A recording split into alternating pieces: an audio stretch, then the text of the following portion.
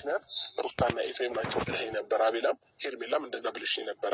ስለዚህ ያንን መረጃ እሺ እነ ማፈሪያ ማለት ነው። እነ ማፈሪያ አሁን ደግሞ ምን ትሉ? አሁን ምን እንዳሉ ታውቃላችሁ? ኤአይ ነው። እኛም እንደዚህ በኤአይ አቀናብረን ነገ ሌላ ውሸት እንድናመጣልህ አንተ እንድታምንም ብለን ሌላ ውሸት ውስጥ መግባት አለብን ነው እያሉ መጡ። አይገርማቸውም? እኛ ያወራነው ምንም የለም። ይሄ ኤአይ ነው። የራሷን ድምፅ ካድ ማለት ነው። የራሷን ድምፅ እየሰማችው ካድ አንቺ ሲጀመር ማለት ነው 666 እንደሆንሽ ምክንያቱም ማንኛውም ሰው ስለሚያቅሽ አሁን ሊያምንሽ አይችልም። ሰላም ሰላም፣ ሰላማችሁ በያላችሁበት ሰዓት አቆጣጠር ዝት ይበልልኝ ለእኔ አድማጭ ተመልካቾቼ በሙሉ ማለት ነው። እንግዲህ ዛሬ በሌላ ቪዲዮ ከች ብያለሁ። እንግዲህ የመጣሁት ቪዲዮ ያው እንደተለመደው ፍትፈታ ነው።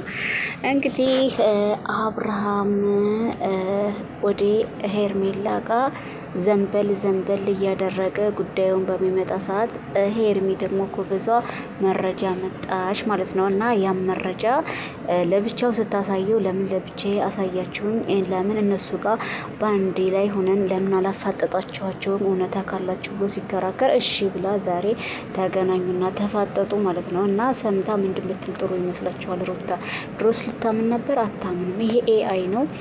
እንደዚህ ኤአይ እኛም ማሰርተን ልናመጣልህ እንችላለን። ምንም ያልነው ነገር ምንም የለም።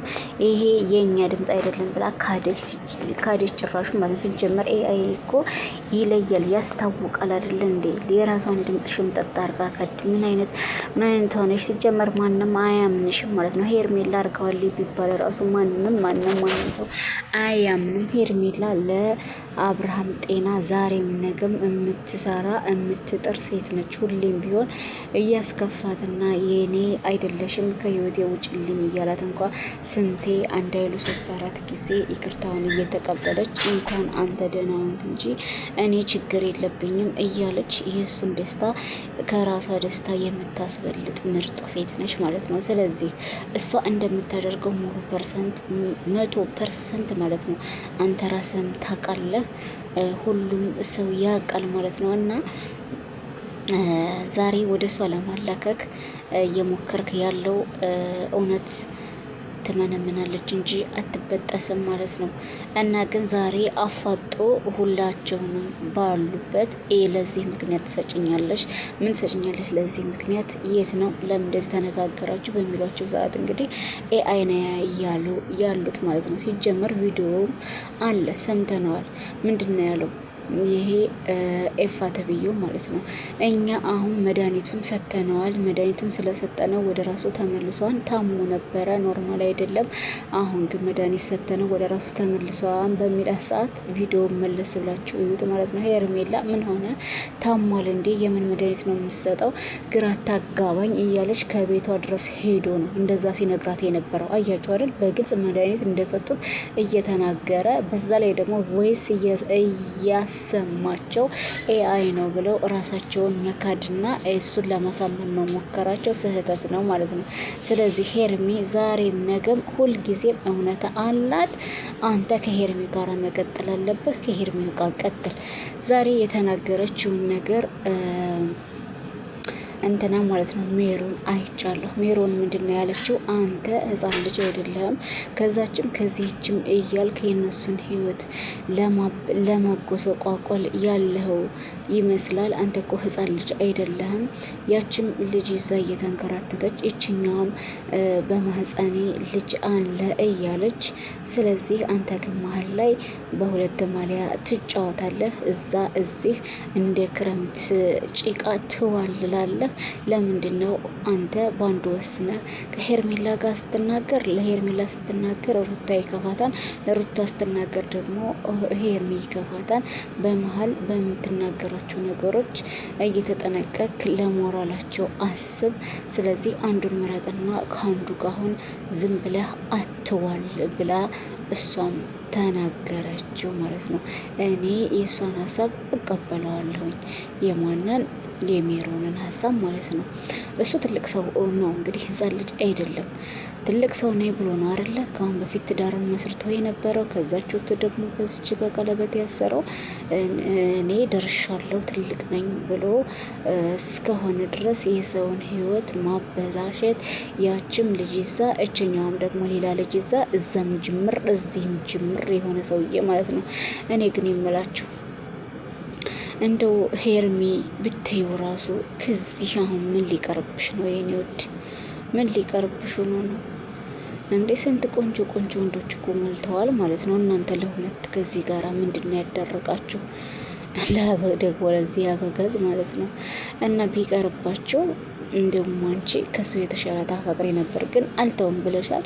ሆኖም ግን ማለት ነው በመሀል አሁን እሱ የታመመ በመምሰል የሁለቱንም ህይወት እያበላሸ ስለሆነ ድምጽ ልንሆናቸው ይገባል። በዚሁ አጋጣሚ ማለት ነው በቃ አንዱ ሀገር ይወስንና አንዱ ሀገር ለመኖር አንዱ ሀገር ህይወቱን ለመቀጠል ይሞክር እንጂ ያችንም አለውሽ ይችንም አለውሽ። አሁን እንደምትለው ከሆነ ብቻ ሳይሆን ሜሮን እያየንም ነው። አሁን እሱ ሁለቱንም የመፈለግ አይነት ነገር ነው ያለው። ከዛችም ያስመስላል፣ ከዚችኛውም ያስመስላል። ታዲያ ለምንድን እንደዚህ የምታደርገው ብላ በምጠይቀው ሰዓት ምንድን ነው ያለው? ከሩታ ጋራ ግዴታ ሰላም መፍጠር ስላለብኝ፣ ለምን ልጄ ስለሚናፍቀኝ፣ ለምን ልጄን ማሳደግ ስላለብኝ ከሩታ ጋርም ሰላም መሆን አለብኝ። ከሩታ ጋራ ሰላም ሆንኩ ማለት ደግሞ አብሬያት ኖርኩ ማለት አይደለም። ስለዚህ ሁለቱ የተለያዩ ናቸው። ልጄን ማየት እፈልጋለሁ፣ ሰላም መፍጠር እፈልጋለሁ፣ መጣላት አልፈልግም። በሰላም ከሆነ ልጄን ስለማይ የሚል መልስ የሰጣት ማለት ነው። ልጅ ማየት ሌላ ነው፣ ትዳር መመስረት ደግሞ ሌላ ነው። በልጅ እያማሀኝ ሩቱ ትናንትና ሲያቆላምጣት ተሰማሁኝ። ሩቲ እያላት ነበረ ማለት ነው። ይሄ ሩት ፍት ማለት ነው። ሩት ፊት ነገር ነው እና እያቆላመጣት ነበረ። በልጅ አማካኝቶ ይበላል አንጉቶ አለ ሀገሬ ሰው። ስለዚህ በልጅ እያማሀኝ የሁለቱም ህይወት እየተበላሸ ነው በመሀል ያለው። እችኛዋም እውነተ እርጉዝ ከሆነች እንግዲህ ከሁለቱም ከዛም እንዲቅላህ ምንድን ነው የምታረገው?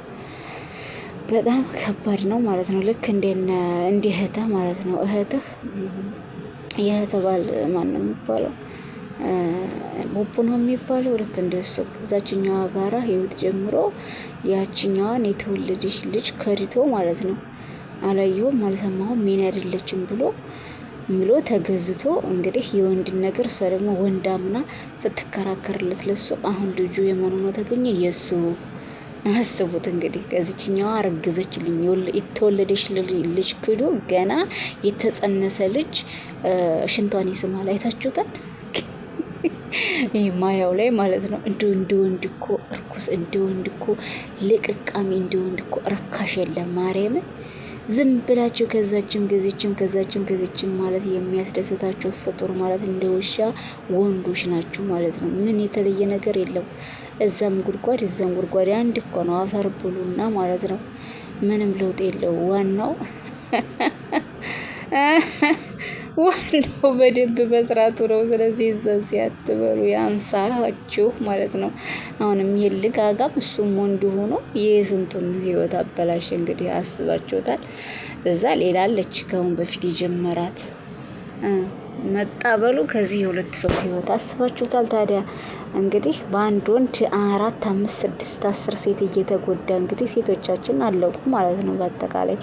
ስለዚህ የባካችሁ ወንዶች እንደው ዝም ብላችሁ ያያችሁት ሁሉ አይመራችሁ። አፈር ብሉና አንዱን ጠበቅ አድርጋችሁ ያዙ። ከዛ አንተም ዝም ብላ አሁን አትወሻከር ማለት ነው። አንተም ወንድ ሆነ አሁን ያመመህ መስለ ስትጃጃል ኖር። አሁን ደግሞ ወደ ራስህ ተመልሰህ ስታበቃ ማጣራት አለብኝ ማጣራት ላይ ነህ ማለት ነው። እንደዛ ተጃጅለህ ቀለበት በግድ ራሱ አስወልቀህ ቀለበቱን ለምን አወልቅሽ? ራሱ አስወልቆ ማለት ነው። እንዳላወቀ ሆኖ ስንት እየተጫወተበት እንደገና አሁን እንደ አዲስ ምን ነበር የሚል ጥያቄ ሲጠይቅ ጅል አርጋችሁን ነው ማለት ነው። ስለዚህ አሁንም ቀልዴን አትቀልድ። በቃ ለሁለቱም ቁርጣቸውን አሳውቃቸው። ዛሬውን ቀጠሮ ነው የሰጠኸው ለሄርሜ ማለት ነው። አሳውቅሻለሁ፣ ትንሽ ከራሴ ጋር ልሁን፣ ከዛ በነገሮች ላጣራ፣ አንቺንም ለብቻሽ አግኝቼሽ ሩታንም ለብቻቸው አግኝቻችሁ እንግዲህ ቃል የሁለታችሁንም ቃል ሰምቻለሁኝ። ስለዚህ ይሄ ቃል ለእኔ በቂ ስላልሆነ በራሴ መንገድ ማጣራት አለብኝ፣ እውነቱን ማወቅ አለብኝ፣ ከእውነታው መድረስ አለብኝ የሚል መልስ ነው የሰጣት ማለት ነው። እና ጠብቂ የሚል መልስ ነው የሰጣት። ግን እስከ መቼ ያኔ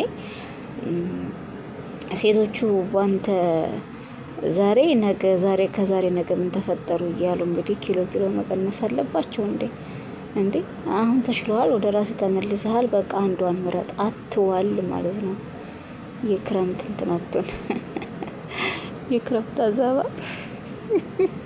ታስታውሳላችሁ? የገጠር ልጆች ክረምት ሲሆን ወለለለለል ነው የሚለው፣ ጋጥ ይባላል በገጠሩ ማለት ነው። በገጠሩ ማህበረሰብ ላይ የአንድ ቤት ላይ ሆኖ የከብቶች ቤት አለ እንደዚህ ተከፍሎ፣ ከዛ ደግሞ ሰውም እንደዚህ ተከፍሎ ይኖራል ማለት ነው። አሁን ግን ቆርቆሮ ቤትና ለከብቶች ሳር ቤት ሆኗል ማለት ነው። እና ግን የዛኔ ጋጥ ይባላል። እዛ በጋጡ ይዋልላል ማለት ነው ክረምት ላይ። እና አሁንም አበጋዝ ማለት አብርሃም እንደዛ ነው ይሁን ያለው። ወደ ራስ ተመለስ፣ መለስ በልና ወዳጄ ራስህን ሁን። ልጅህም ማሳደግ አለብኝ፣ አብሬ መሆን አለብኝ ካልክ ሄርሜላም ተናግራለች እኮ እኔ እጅን አልይዝህም መብትህ ነው። ስለዚህ እኔ ግን ከኔ ጋር ያለውን ነገር ሳጨርስ እንዴት እዛ ጋር ትሄዳለህ የሚለው ነው እንጂ እኔ ጣጣ የለብኝም ብላለች ማለት ነው። ስለዚህ ምርጫ ሰጥታለች። ነገር ግን መኖር ያለበት ከሄርሜላ ጋር መሆን አለበት። ግን እኔ ልጄን ማሳደግ ነው የምፈልገው ካልክም እንግዲህ ማንም አያስገድድህም። ሄርሜም የራሷን ህይወት መኖር ትችላለች። እርጉዝ አይደለችም ይመስለኛል ማለት ዝም ብለው ነው። ምክንያቱም ያችኛዋም ሩታ ተብዬዋም እርጉዝ ነኝ ብላ ነበር። እርግዝ ነው የትገባ ታዲያ? የለም እኮ ቂጣ ከሆነ ይገፋል አይደለም፣ ቂጣ ከሆነ ይጠፋል፣ ልጅ ከሆነ ይገፋል የተባለው ነገር እስካሁን አልገፋም። ስለዚህ የሄርሜም አልገፋም፣ ውሸት ነው ማለት ነው። በቃ ከሷ ጋር ጽንስ ከሌለ ተገላገልክ። ዝም ብለህ እንግዲህ ከአንዱ ወስነህ ከአንዱ ተቀመጥ ነው የምለው። እኔ ግን የሄርሜ ደጋፊ ነኝ። ከሄርሜ ጋር ብትሆን በጣም ደስ ይለኛል። ይሄ እኔ ምርጫ ነው። ያንተ ምርጫ እንግዲህ አላቅልህም። ብቻ ግን ሁለቱንም አትጉዳቸው። በቃ ሁለቱንም አትጉዳቸውና አንድ መርጠህ ከአንዲስ ጋር ሁን። በህግ አምላክ ላለው አበጋዝ። በተረፈ ሰብስክራይብ ላይክ እያደረጋችሁ አበረታቱኝ ውዶች። እየሰወዳችሁ ሰሞኑን እየታየ አይደለም እዩ። ላይክም አድርጉ፣ ሰብም አድርጉ አዳዲሶች ማለት ነው።